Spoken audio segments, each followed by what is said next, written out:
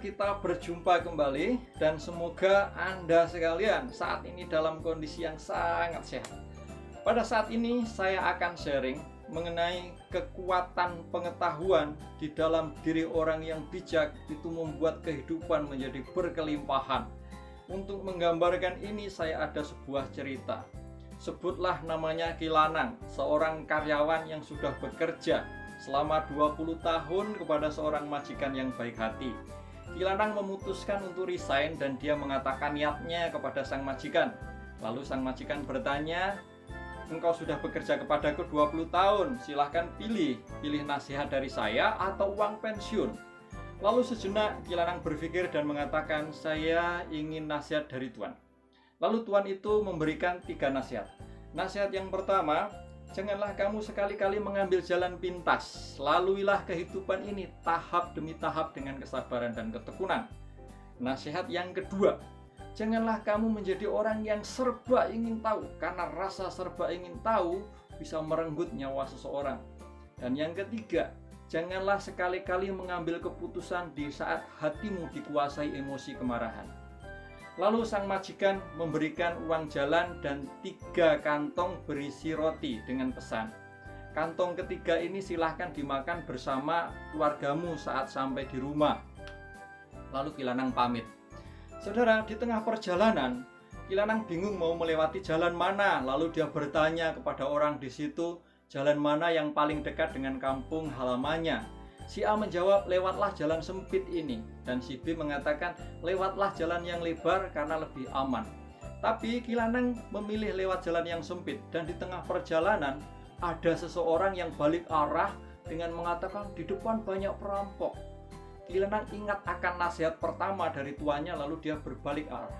Karena perutnya lapar, maka roti pada kantong pertama dia makan. Pada tengah malam, Ki Lanang sampai di kota dan dia harus menginap di losmen.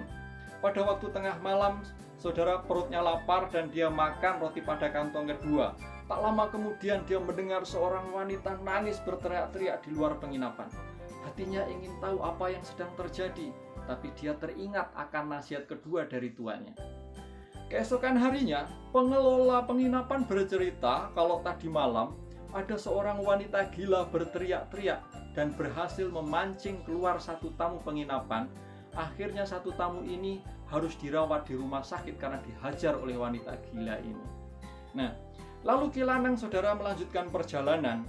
Dia sampai di kampung halamannya pada tengah malam dan dia tidak ingin mengganggu istrinya yang sedang tidur, maka dia masuk rumah pelan-pelan lalu ditengoklah pintu kamar istrinya.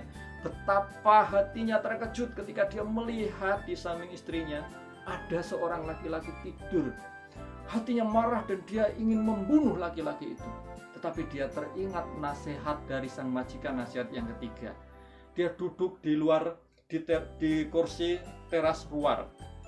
Pada keesokan harinya, istrinya membuka pintu melihat suaminya duduk di kursi. Betapa hatinya sangat bahagia.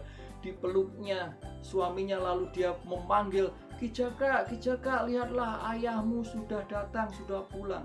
Mendengar itu, Ki Lanang merasa terkejut. Oh, rupanya laki-laki yang tidur di samping istri saya itu adalah anaknya. Lalu istrinya bercerita, tidak lama setelah Ki Lanang pergi, dia sudah hamil. Dan dia tidak bisa memberitahu kepada suaminya karena tidak ada alat komunikasi. Lalu Ki Lanang bercerita pengalamannya di situ dan dia teringat akan kantong yang ketiga. Lalu dibukalah kantong roti yang ketiga, isinya roti dan 3 keping emas, saudara, sebagai uang pensiun selama Ki Lanang bekerja kepada tuannya. Mereka akhirnya bahagia, hidupnya sejahtera. Itulah ceritanya, sangat menarik. Dari cerita ini kita bisa belajar betapa pengetahuan dimiliki oleh orang yang mempunyai karakter yang baik bisa membuat kehidupan seseorang berlimpah dalam kelimpahan kebahagiaan.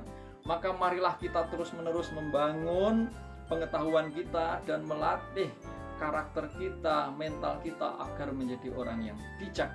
Itu saja yang bisa saya ceritakan, dan terima kasih dan